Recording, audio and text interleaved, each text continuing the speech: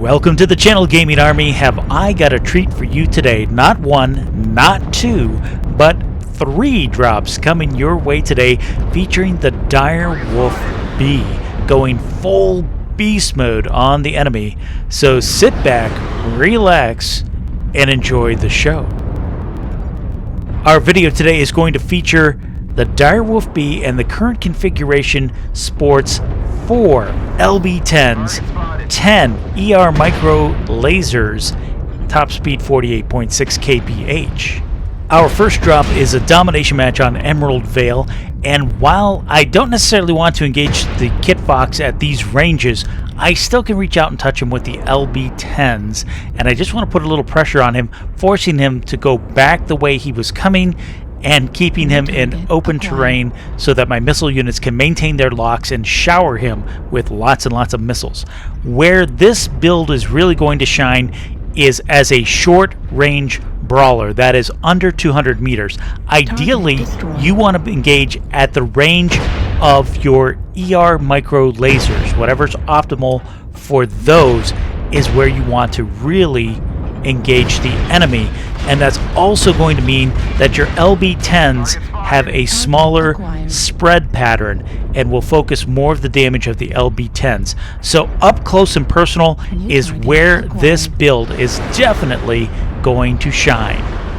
My teammates were able to mop up those 2 enemy units on the far right, and we go ahead 2 kills to nothing.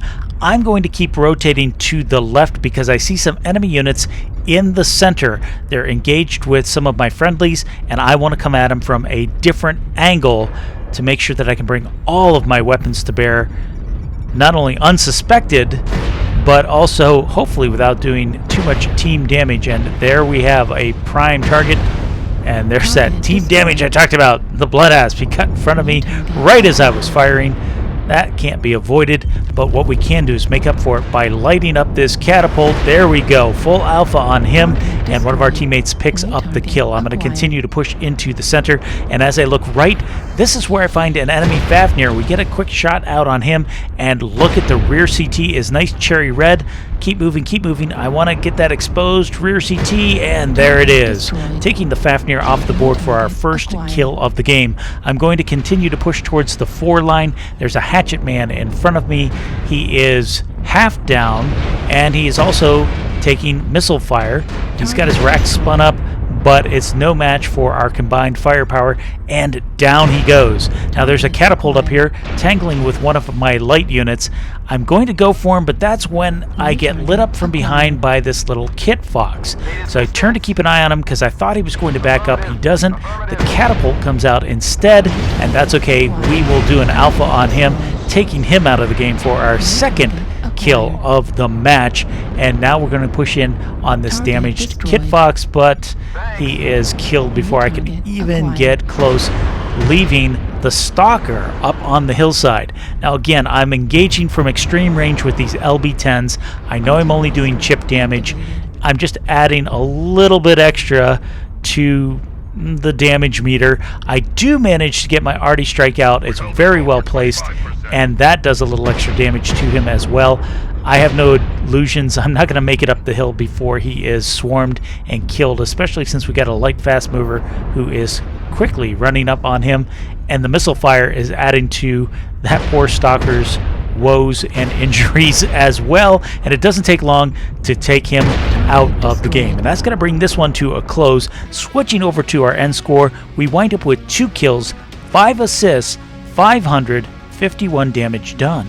Moving on to our next drop, this one has us playing Assault on Rubelite Oasis. And now that I've got a little firmer grasp of how this mech is going to perform under my belt, let's see if we can improve our score from that last drop. In our current position, there are a lot of enemy units around this left corner, like this summoner. We light him up, and that's when I see a charger pushing in. He's got a crusader flanking him as well, and I think they're trying to go for our teammate who's stuck over across the way. What they don't realize is that I'm with a teammate as well. I have Wong with me off to my right side in his Marauder, and his Marauder is giving us ECM while we go to town on these enemy units, and that's why they're not really looking our way and focusing us as much as you think that they should. The power of ECM. Now I back out of Wong's way so that he can back up as well. Don't want to block a teammate who's trying to get back into cover. That charger is still across the way, but that's okay. We'll reach out and touch him a little bit. And here comes one of his teammates. It's a Mad Cat Mark II pushing the ridgeline, looking totally at Wong, not even acknowledging that I'm there. Now he knows that I'm here, but now it is far too late for him. Wong steps up and secures the kill. Down goes a Mad Cat Mark II. And now I'm going to push forward a little bit more because there are 2 units hanging out in this low ground. The Kit Fox just broke right, and the other unit, I think it was a Hatchman, went to the left.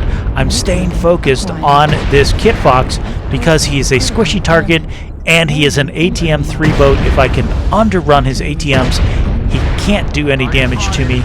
This is also a very important unit to take off the board. You don't want to leave him running around the board, spamming ATMs on everybody.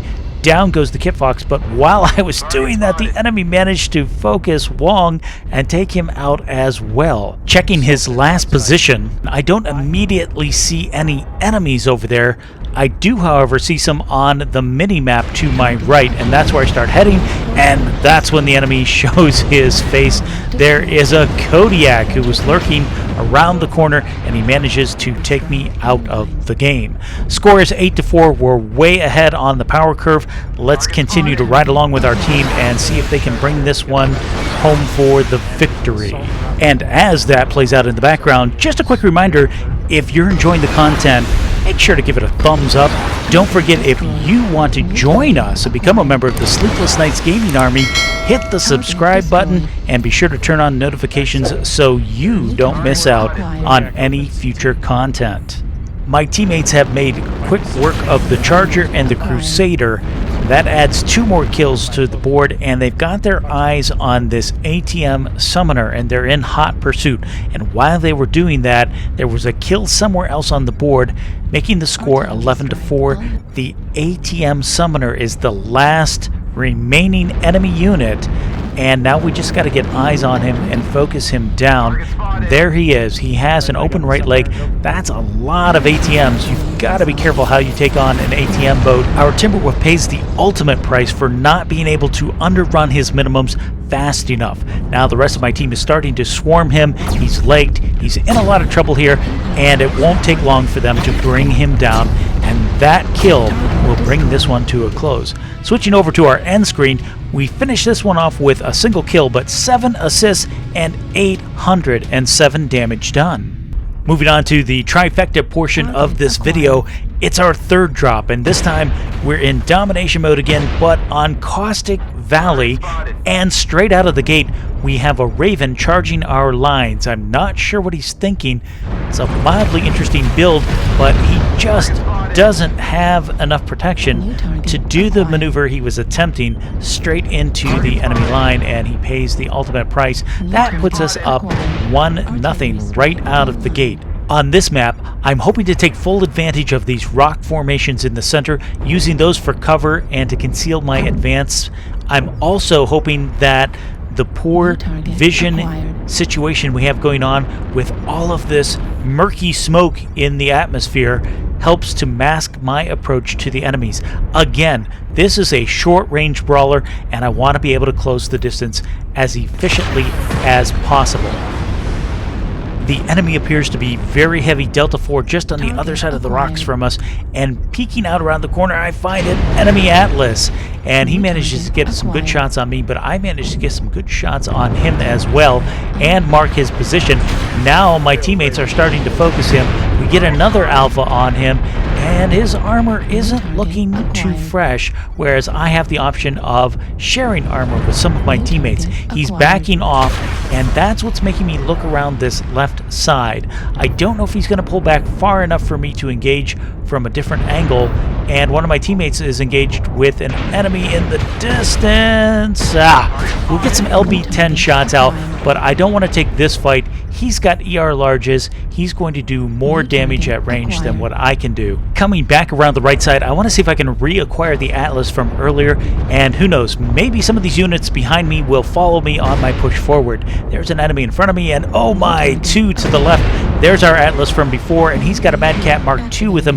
The Mad Cat Mark II is heavily damaged, half down, and we managed to get a kill shot on the Atlas, taking him out of the game, heavily damaging that Mad Cat Mark II as I continue to push it. Oh, I missed the opening. I didn't mean to do that, but I survive to fight another day.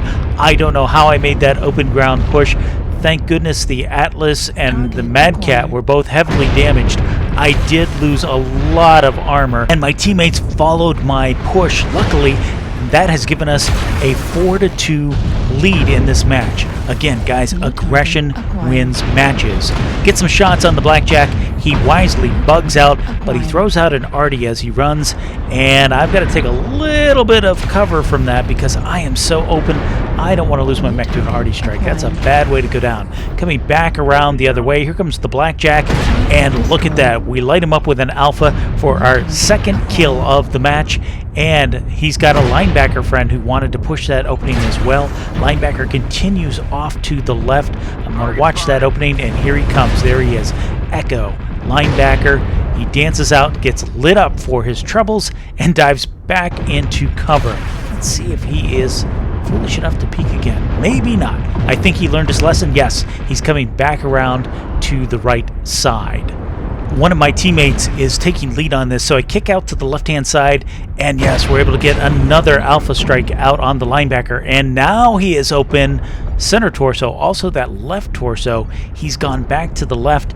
I'm going to move around and head him off at the pass. This should be good. I round the corner, and wait, that's not a linebacker. We get an alpha strike out on an archer. I don't know what he was doing over here, but we get a shot on him. I've been going for this linebacker because he was open, and instead I wind up taking on an archer. But down the archer goes for our third kill, and my Crusader coming around the corner looks like he mopped up the linebacker, and the score is now 11-3. The hunt is on for the final remaining enemy unit. Jumping ahead in our search, we locate the final remaining enemy unit. It's a Warhammer who was either AFK or disconnected on the outskirts, and my teammates swarm him over. So going over to our end screen on this one, we wind up with 3 kills, 6 assists, 890 damage done.